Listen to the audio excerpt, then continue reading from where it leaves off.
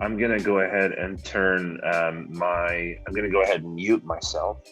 And then I'll hit the admit all button in 3, 2, 1.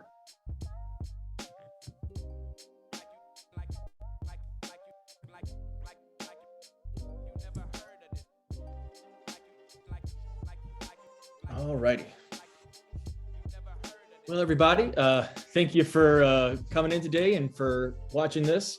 This is the second part of Interfaith Philadelphia's Interfaith Chaplaincy series. So today we have with us Sharon Bromberg, and I hope I'm saying that your last name right there. Yep. Awesome. Took a swing at it. And we're going to start by just having her introduce herself and talk a little bit about her background and her faith tradition before we get into more of the interview. So welcome today. Thank you. So my name is Sharon, as we said. I grew up in Massachusetts, although I kind of traveled around a little bit with my parents for a little while. My faith background is conservative Jewish, or Jewish conservative, which is when we talk about often conservative with what we call a small c. So conservative Jewish is usually seen as a little bit more of a liberal-ish side of Judaism. So that is how I self-identify. I grew up in a pretty involved family.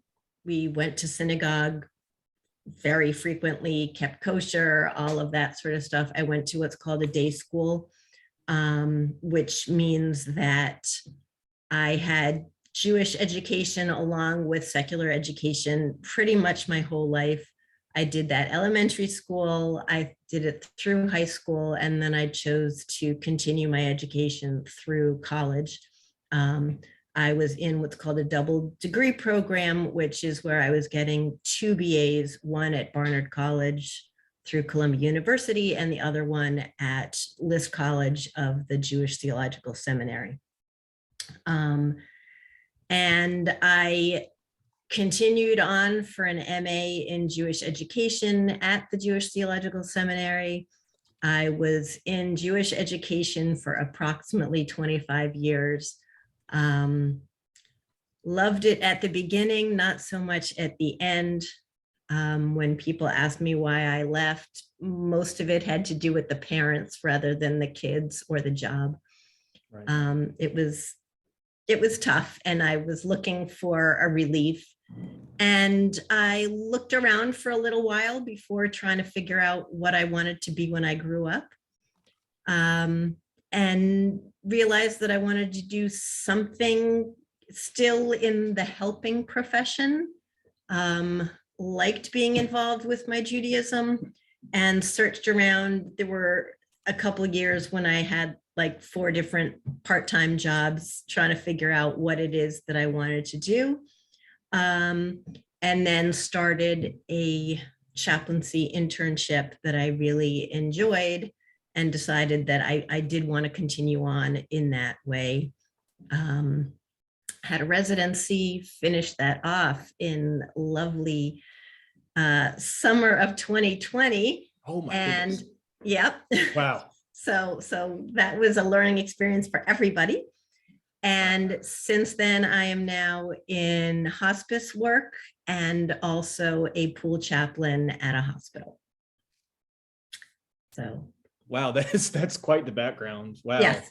So you did that. You said summer of 2020. So that was right when everything got crazy. So we were finishing off our last unit when all hell broke loose.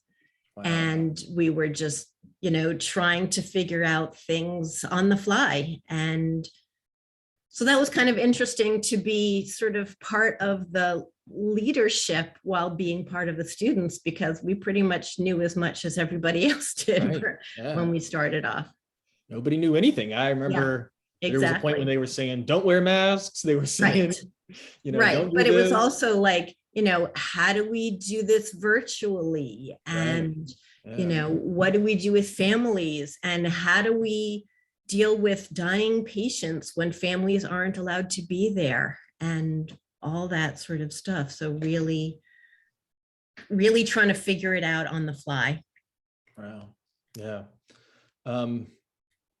Yeah. I mean, I just want to, can you talk a little bit about, you said you're currently at, where are you currently studying? I'm not currently studying. Okay. I finished 4 CPE units. Okay. I have sort of put board certification on the hold. I will be really working on it in about May.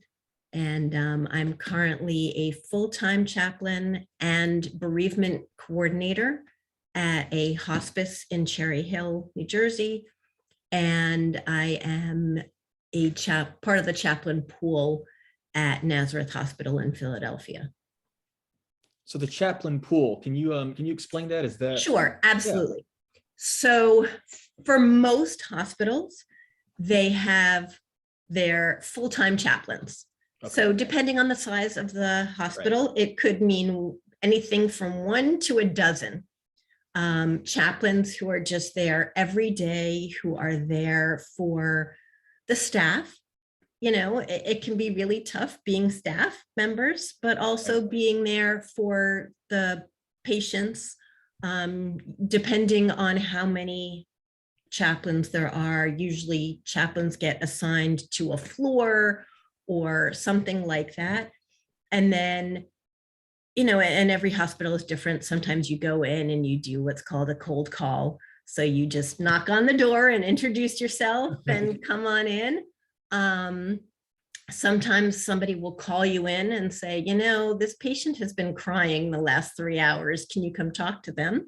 Mm-hmm. And sometimes it's some sort of crisis of this person is dying and we have 8 family members and can you be there? Because we don't even know what to do. Right. What a pool chaplain does is they're basically like substitute teachers in a school. Gotcha.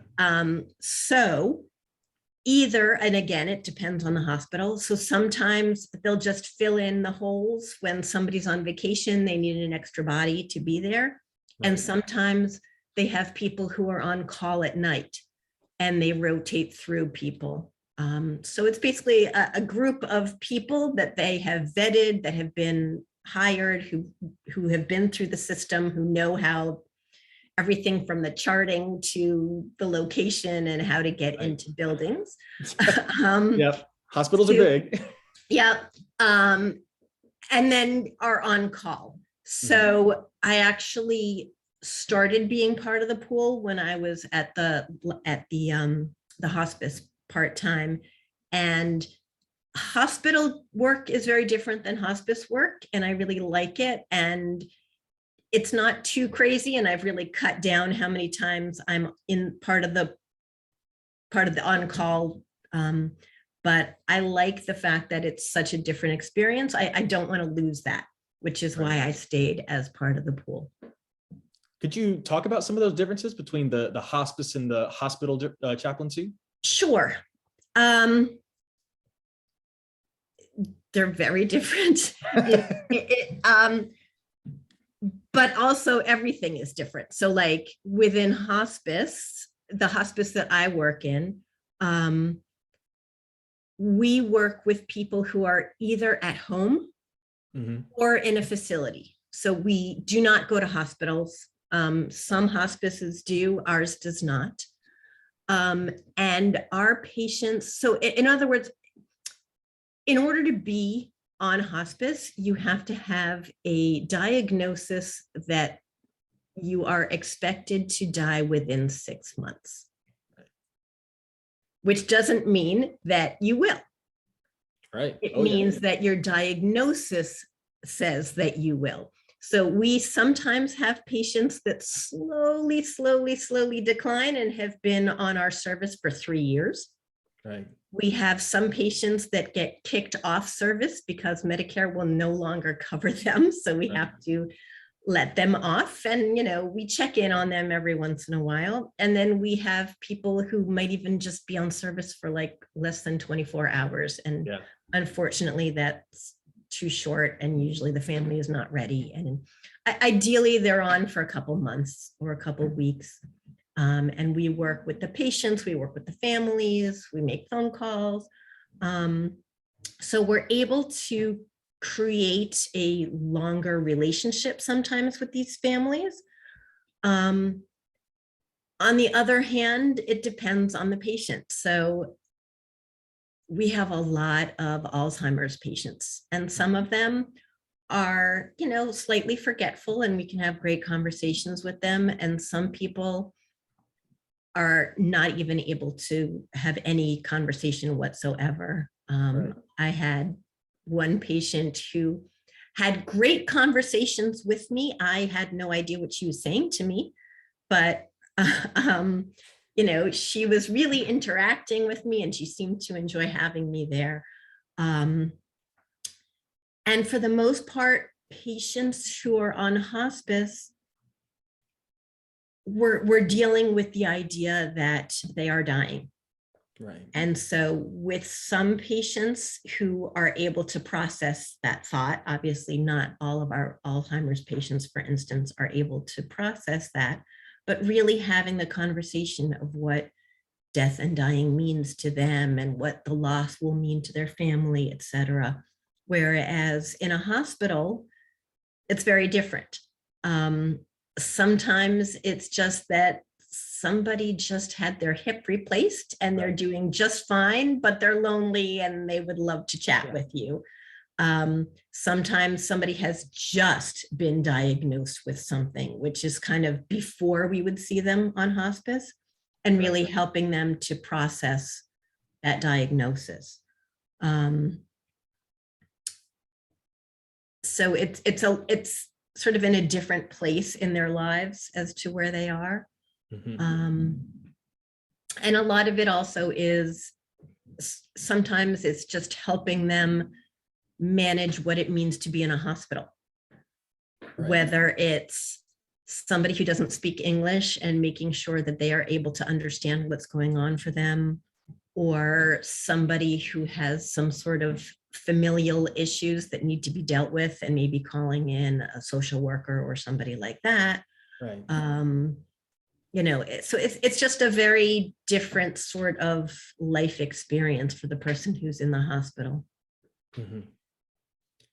You've kind of talked about this a little bit, but I'd love to hear your take on it more of what do you think it means to be a chaplain? What is the role of a chaplain in these kinds of, for these people in these moments?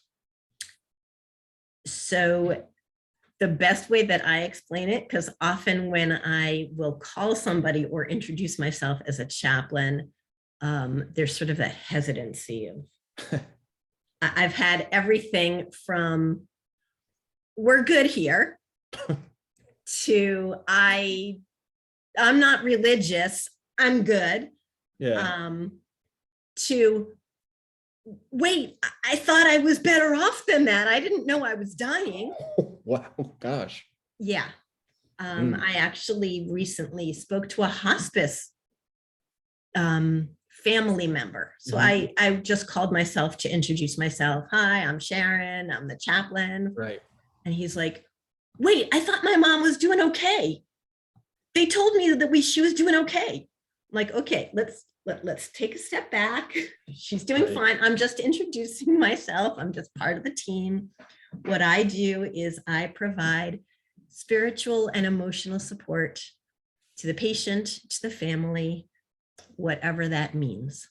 Mm-hmm. So for some people, that means that they need me to connect them to their priest and have them come and do sacrament of the sick. Right. For some people, it means talking about their fears of going to hell and why they think that and what they're afraid of. For some people, it's a prayer. For all people, it's just being there and listening and accompanying them. And I think that the biggest job is just listening to what they need. So often somebody will say, oh, can you pray for me? And I will say, sure, I would love to. Mm-hmm. why don't you tell me a little bit more about what I'm praying for? Right. Right? Like, Yeah. there's a difference between I want an easy death to I'm afraid that my family is going to fall apart without me, to, you know, I haven't spoken with my family in 6 years and I'm lost. Right. You know, so really it's trying to figure out what it is that they need. And oftentimes it's just listening and being there. And going back a little bit to COVID, one of the hardest parts that I found about early COVID was not being able to hold people's hands. Oh, yeah. Because that is really a powerful thing. Yep. I mean, I never touch anybody without asking. And sometimes when somebody is just sitting there crying, I'll just ask, you know, can I hold your hand? Or would you like me to hold your hand? And I'd say about 10% of the time, people are like, no, I'm good. But the other 90% of the time, people want to hold hands, including the big burly guys and the people who say that they're doing just fine. You know, when so many people are, especially in a hospital, and again, this is the difference between a hospital and a hospice, is that so many people in a hospital are coming in to bother you. Right. Yeah. Right? They come in, you're trying to sleep, and the next thing you know, they're taking your blood pressure. Right? You're watching a television show, you're finally distracting yourself, and this team walks in and starts just throwing medical stuff at you, and you don't even understand half of it. And then they walk out, and that's when you remember all the questions you wanted to ask. So as long as it's possible, I sit down. I ask them if it's okay to sit down. I never stand over them and look down at them when they're in bed. I've seen a lot of that. Yeah, especially the doctors. Yeah. To just be there. And just the fact that I'm sitting there means I'm not in a rush. I have all the time in the world. And, you know, I don't have an agenda. So I'm not coming in, I'm not taking blood, I'm not throwing anything at them. I'm just there to be with them. Right. Yeah, that's something that I've seen that too in hospitals. A lot of those doctors and nurses are just so used to it. They just come in and they're just, sorry for your loss, and you know, just move out real quick, just like that. Right. Very robotic. Yeah. Yes. So in what ways does your faith tradition help inform your work as a chaplain? How does it, what's particular that kind of helps you engage with the work of chaplaincy?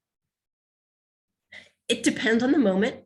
There's a couple of different things that work for me. I mean, one strong idea within Judaism is Bikur Cholim, which is visiting with the sick. And there's actually this whole long tradition of what that means, what one is expected to do, how one is expected to behave. And also within hospice, there's a whole tradition behind bereavement, behind the care of the dead, and really this whole idea. I think something else that's very important for me is within Judaism, there's the idea that we are all created b'tselem Elohim, in the image of God. So at the beginning of Genesis, it talks about that humans are created in God's image. And that is really key to me. So making sure that somebody has the dignity, whether that means understanding what those medical terms mean, or making sure that the person whose native language is not English really understands what's going on. Yeah. Or that they're culture is being met, or simple things like, making sure that they're physically comfortable, or don't, that the sheets are covering them if that's what they want. Right. So really just being conscious of all of that. And I just got lost where I was going. Oh, right, faith, faith traditions. And so just being conscious of people as human beings. I think that's the biggest thing. Mhm. Right. Are there any practices or traditions to your faith tradition that you worked with as a chaplain? I don't ask. I just didn't know if there were any, if there were any practices or traditions that were, especially if working with people who are dying or in these sick times, or anything that any work you performed as a chaplain that was part of my own tradition. Yes, that's correct. Got it. Okay, that's what I wanted to clarify. I think probably the strongest one was the idea of dignity, especially to somebody who's dying. And one of those ideas is not leaving somebody alone. Right. So that if somebody is dying, just sitting with them. And acknowledging that not everybody wants somebody to be there. So right. it's trying to balance both. One of the things that I tell a lot of my hospice families is your loved one may want you there. And it's also possible that they don't want you to witness them going. Right. And they may wait for that moment that you walk outside to use the bathroom or get coffee. So kind of giving both options. Yeah. I took a class last year just on funerals, obviously that's very appropriate if you're in seminary. That's a big part of it. And yeah, I mean, there was someone who talked about how they've seen both. They've seen situations where the person has waited till basically everyone is there in the room to pass, or same thing, that someone walked right out the door and that's the moment. So, and you really, sometimes you can't quite tell. Just, yeah. And in some ways that is their last act that they are able to do. Right. Yeah. So you talked about this a little bit, being with the hospital pool and that kind of thing, but did you ever have to serve? Did you ever serve for as a chaplain for someone who did not share your religious tradition? Most of the time. Right. We'll talk about that, please.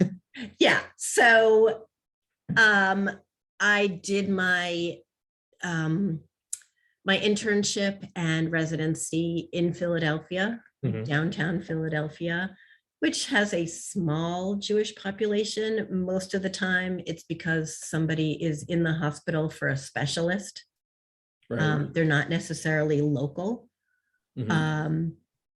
And also just the number of Jews that are in the world. It's a small minority. Right. So I'd say of all my patients, less than 5% have been Jewish. And that's fine, because I am there to be with them, whatever that means. I do not see Jesus as part of my theology, but for patients, often they do. Right. I will not usually address Jesus in my prayers. I usually say something like, source of all, or creator of the world, or, but sometimes, depending on what the patient is saying, I will follow them, so if they refer to the Lord, or, our Father God, or something like that, I will usually reflect that language back to them. Right. And if they're asking me for a prayer, I'll sort of try to figure out what it is that they want. So if it's an extemporaneous prayer, I'll just kind of go with it. Other patients, especially Catholic patients, they want something specific. Yeah.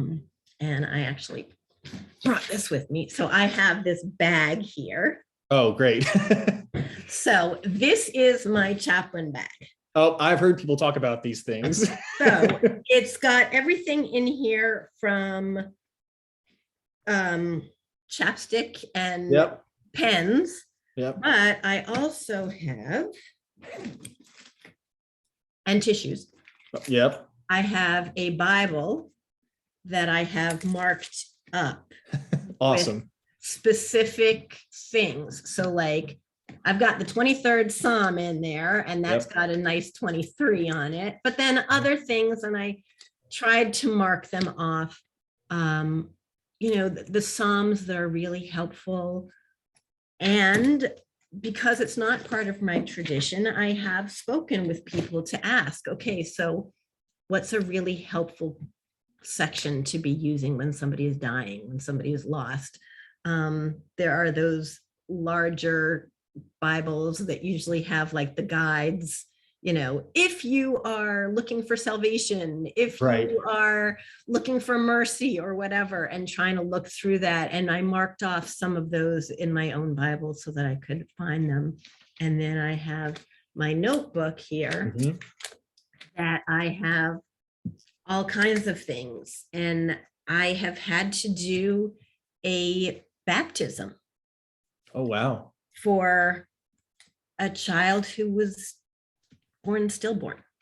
Wow. Right. So that is something that I don't necessarily have the authority to do, but within that room, and especially during COVID, when nobody else was coming, that's what I did. And I made it clear, I am not a priest. And they were okay. You know, like, first of all, the fact that I'm female, I think helps. Like, as you can tell, I am not a priest.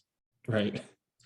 And often they will, you know, either it will be, that's okay, or, you know, that's not, and then trying to find a priest. But I have spoken with priests who gave me prayers that I don't have to be a priest to do. Right. And so, like, what happens when somebody is dying? Right. And, you know, what prayers can I say at bedside that will, you know, make the family feel comfortable? And so just having some of these prayers that I have at my fingertips so that I get the right language in for them. You know, welcome them into the company of your saints. Like, this is not language that I will just come up on my own, but I have it so that it is there for the family to really help them. And I do sometimes use the name of Jesus. I see myself as acting as a conduit, that the family doesn't necessarily feel comfortable doing it, and I am just doing for them what needs to be done. The same way that, although I'm not allowed to do this, I would help somebody eat by giving them a fork. I actually am not trained to do that, so I'm not allowed to do that. But the same sort of thing. Yeah. Right. Like, I am not necessarily going to eat your food, but I can help you. Right. I can help you eat it. I can bring the plate closer. I can hand you a fork, etc. And that's how I see my job. Yeah, I mean, I can help you do what you're wanting in this time. Yeah, exactly. So I'm assuming for that family that was Catholic, that was what they wanted. Yeah. They wanted the baptism. Yeah. Wow. And I'm assuming that because that Bible you had marked up, so that wasn't just a Tanakh, I'm assuming, right? It is not. So right before I started my internship, I actually went to one of my local pastors. And I'm on pretty good terms with him. So I'm like, okay, I know that I'm going to go out there and have all these conversations, and I know that you are comfortable in your theology and will not feel threatened if I ask you some really hard questions. So Right. I need to get my mind a little bit around the Trinity, like just a couple of things, Right. and really asking about his views on some of these things. And then he actually gifted me this Bible, which was great. And You got 12 of them in the back, so. right. But Yeah. I do need that. I Yeah. also have a Quran in here and Mhm. a couple other things.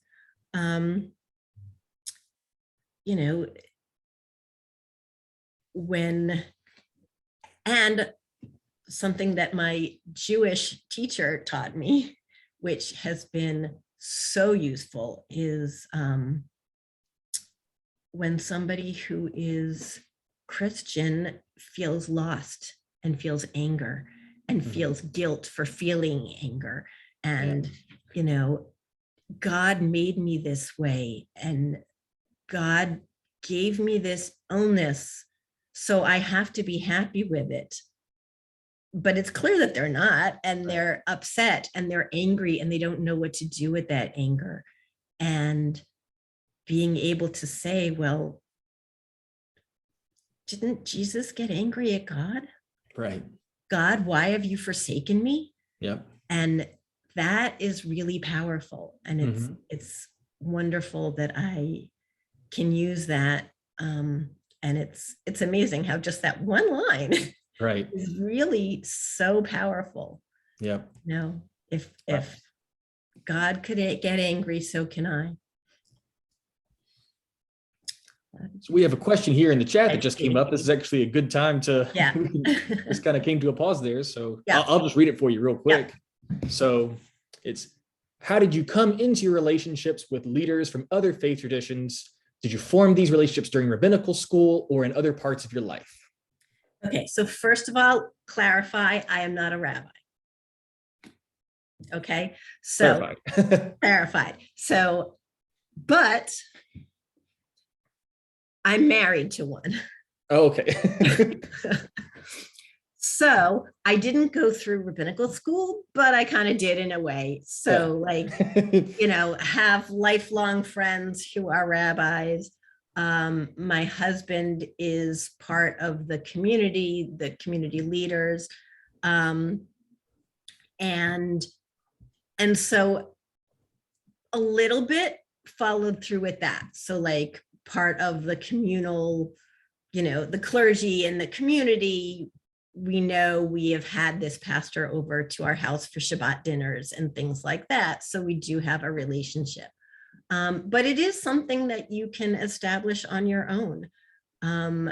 Part of my education background is that I was teaching some high school classes, and we talked about comparative religion, and I made cold calls to some leaders to say, hi, I have 15 high schoolers who want to learn a little bit about Islam, and can you, the imam, please come and speak with me? And they were more than happy to. So just to make that cold call and just show up is something that most people are happy to do. Right.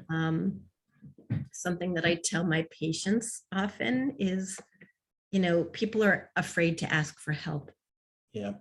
I don't want to have to rely on my children. I don't want to have to rely on my neighbors. And often what we forget is, are you a helper? Right? Like if your neighbor needed help, would you feel like they're imposing on you, or would you feel like you're just doing your duty as a human being and helping? And so, to think about it this way also is, if I, within my faith tradition, had somebody from a different faith tradition come and speak to me and say, well, I hope that eventually I will be dealing with somebody else who is Jewish like you, and I wanted to ask you some questions. Can I ask you some questions? I would say, of course, and to kind of think about it in that way also. I was curious, and I showed up at a Quaker meeting house on a Sunday morning just to see what it was like, and was welcomed in with open arms. And so, you know, to give people that opportunity to share with you. Yeah, that's always something that I mean, I've have friends where I'm like, why didn't you tell me? I wish you had told me you were going through this thing. I'm almost insulted you didn't tell me you needed help. Exactly, you know? exactly. And it's so hard to open ourselves up and show that we have needs and we're vulnerable. Absolutely. Just I was going to ask about, but I'll just go to this question of, so what this is always a big question. What do you wish you had known before you started your chaplaincy? I actually have not been that surprised by most things. I think it helped that I knew a lot going in. I know that certainly for CPE work, how much writing and thinking and processing there is. I think it was very helpful that I took a full-time residency and basically had not much else going on in my life. I don't know that trying to do that with a couple other part-time jobs or full-time jobs, I think would have been completely overwhelming. I did have some part-time jobs, but not too much. And so going in knowing, but I did go in knowing that, which I think was very helpful. So it was also a good time in my life to be able to do that. Yeah, I just remember what I was going to ask about, which was, what was the relationship like with other chaplains? I mean, did y'all kind of help support each other during this kind of thing, or? Yes. Yeah. So I was in a great program. I know not all programs are. Most programs, when you are going in for an interview, they are not just looking at you as a person and as a candidate that they want within their program. They're also trying to mesh you in with everybody else. Right. And so making sure not just that the group is diverse, but that this is a group that can work with each other. Right. And part of the program's job is to make sure that you really start relying on each other and trusting each other. And that's part of the CPE program, is really working with these people and getting it so that these are people that you trust. Right. I mean, within my cohort, we had somebody who was pretty right-wing. And we had a female pastor, and there was a little bit of stress there with somebody who was not completely comfortable with females having religious leadership versus somebody who was. And but they got to the point where they were really able to, you know, this is who I am, this is what I believe, and I respect you. And that takes a lot of work to get there. I feel like I've heard it said before that it's, you kind of build those relationships through these kind of these trying times. You kind of put that stuff aside and you're like, okay, we're in the middle of this. We're going to work this out. You know, we're going to find a way to work here. So right. Yep. So when you said that you had taught in high school, was that what you were saying about when you were back doing the like reaching out to the other chaplains and whatnot? I mean, sorry, the other, like you talked about reaching out to the imam. Was that a Hebrew school, or? It was a community high school, like after school kind of program that I had put together to sort of supplement their education. And sort of, I looked at it as, in trying to reach the curriculum, okay, there's, you know, you get all this stuff thrown at you when you're in religious school of these are the holidays and all of that stuff, but Right. If you stop when you're a bar mitzvah, that's 7th grade, which is when you're only just starting to think critically about anything. Right. And okay, these kids in the next 2 to 3 years are going off to college. What do we want to make sure is under their belt before they go off on their own to be adults? And all kinds of things, from how to be a socially conscious person to comparative religions, to death and dying. Right. You know, a lot of times we don't talk about that. Yeah. And But then it all of a sudden happens, somebody's, you know, somebody's grandparent or parent dies and they have no clue what that means and what the process is. So, yeah. So you really ran the gambit on what you were teaching. Oh, yeah. Yeah. Wow. Oh, goodness. Yeah. Oh, me. So the CPE program, what institution did you do it through? So I did it through the Albert Einstein Medical Center, Okay. not to be confused with Einstein Medical Center in Manhattan. Okay. All right. Yeah. Someone not from the area. I've heard Right. those too. And I'm Right. like, So actually that. during the height of COVID, I was working the phones and I ended up speaking with a pastor who was looking for one of his patients who was in the hospital. And it took a little while to figure out that he was actually calling from Staten Island and was looking for a patient in Einstein in Right. Manhattan. And we were not going to find his patient. Right. So, yeah. So the advantage, one of the reasons that I wanted to do it at Einstein was that it is a trauma 1 hospital. Wow. Which means that you've got gunshot wounds going on and births and deaths and everything. So it was really the full experience. Where did you say it was located? I might have said, I might have forgotten. In Philly. In Philadelphia. Okay. Yeah. That's right. Yeah. And so the CPA, because I don't know a lot about the CPE Okay. program. So yeah, can you talk a little bit about Got that? it. Okay. Yes, absolutely.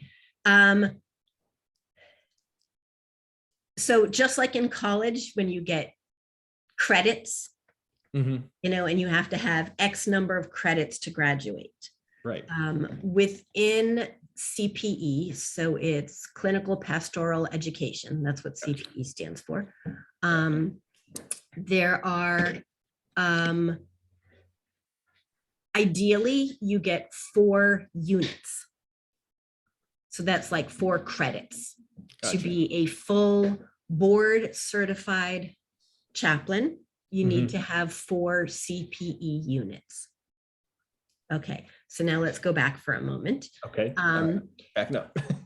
So usually you could either do all 4 separately, right? So you could do a 1 unit thing over the summer and then something else part-time and then something else. Or you could do 1 unit as an internship and then a 3-unit residency. And that is usually a full-time job, basically. You are placed in a hospital or something like that. You are basically working like a chaplain. So it's just like medical residency when you're a doctor and you are under somebody. So you don't get to work, you're not working completely without a net. And you have people there to answer questions and to check in on you. And there are also several classes a week that you're taking. So you're discussing everything with your class from medical terms, a little bit. Yeah. That's also what Google is for. Yeah. To you know, how we deal with death, Right. different levels of theology, things like that. And then also a lot of the job is what's called a verbatim. So you go in and you have this great conversation with your patient, and then you hope that your brain works properly, because you basically have to regurgitate the entire conversation that you had, type it all up, and then process it. So why did I ask this question? What do I think the patient was feeling when they said this? Right. What follow-up question did I ask, and why? What could I have done differently? What could I have done better? What should I not have done, etc.? And then you actually sit there with your cohort and you read the entire thing and you process it. Right. And yeah. Wow. Yeah. So it's really just kind of that train you had to be kind of mindful in that situation, and wow. Yeah. That's just probably just a great skill to have overall. It's so that actually is what I found the hardest. Especially when you're trying to be mindful and trying to be in the moment. Right. You don't want to be starting to say, oh, I think this will make a really good verbatim. Wait, Right. I have to turn on my interior tape recorder. Because you really do want to be with the patient. And so that's, you can't show that. You can't show, your face can't show that kind of thinking. You have to be right, exactly. there, yeah. And you can't take out your phone and say, wait a second, I don't want to record this now, because that's illegal. Yeah. So wait, let me go back. Can you repeat that again? What was that thought you had? Exactly. Exactly. Right. Well, it looks like there's another question in the chat there. I'm just going to read that again. So one of the concerns that I heard from some chaplains is that COVID was an unprecedented stressor on the physical, mental, and spiritual health and wellness of medical staff and chaplains. What sort of precautions did you take to care for yourself in such a trying time? So for myself, actually, way at the absolute beginning, like the first 3 weeks or something of COVID, I had my whole family living with me. So I have 4 children. Mm-hmm. And at that point, so 4 children and one of my spouses and one of my children's spouses. Wow. And for that first couple weeks, we actually had everybody living in our home. Wow. And how old were the kids? So at that point, my baby was 17. She was a senior in high school. So there was all that stress of college, and I'm supposed to be doing prom, and what is graduation going to look like? I wouldn't go back that time for all the money in the world. I would not go back. It was pretty awful. Yeah. 2 of my kids have bad asthma. Mm-hmm. And, if we all remember what things were like then, everything was unknown. Everything was completely stressful. And, this was when we were each getting 3 N95s, and you put it in a paper bag and you had to rotate it through, because this was the one that you used on Monday. And then you wrote Monday on the bag because you only had 3. Yeah. And everybody at home was completely stressed out. And what was I bringing home? And for a while, I would literally strip in the garage, not say hello to everybody, go straight to the shower and shower myself. Mm-hmm.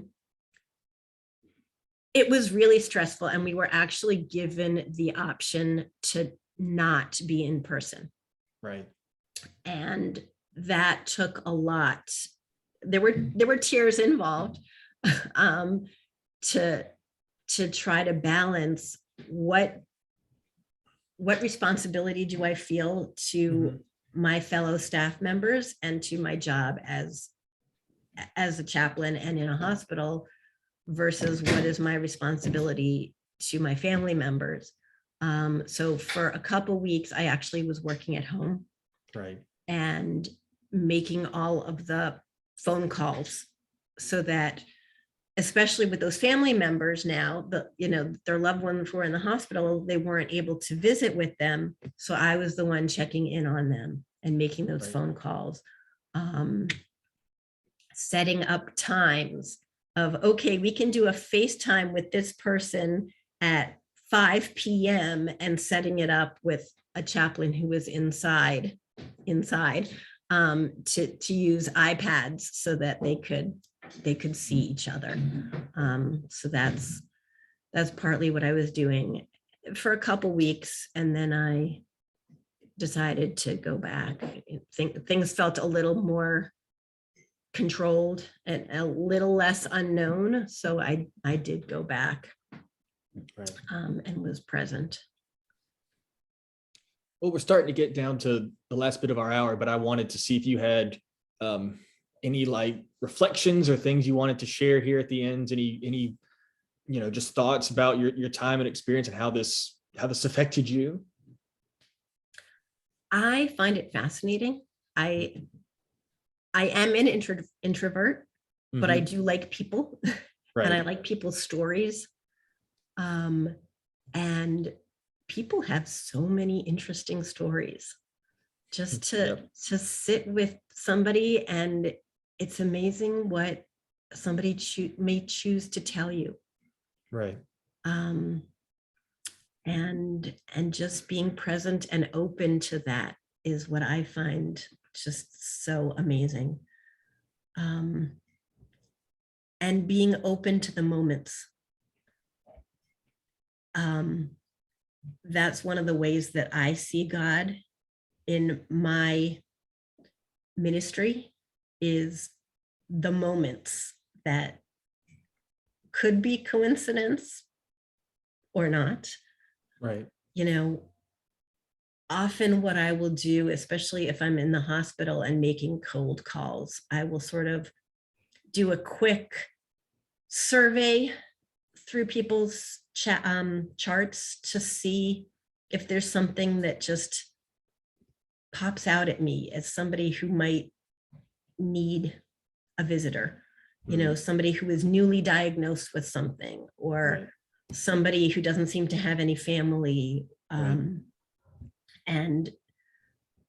there have been plenty of times where I just felt drawn to a room and went there and had a really good and useful visit, and really felt like I was supposed to be there. And sometimes the patient has said that too, like, wow, I'm so glad you came by, or whatever. And it didn't quite feel like an accident that I had come by. Wow. Yeah, those kind of moments, you don't know what else to say. Yeah. Right. Well, thank you so much. I want to be respectful of your time here, but again, just thank you so much for coming to do this and being part of this interview series. We will have this recording posted, and we'll let you know about it. And wanted to wish you a happy upcoming Passover. So hope you enjoy. Thank you once again. So.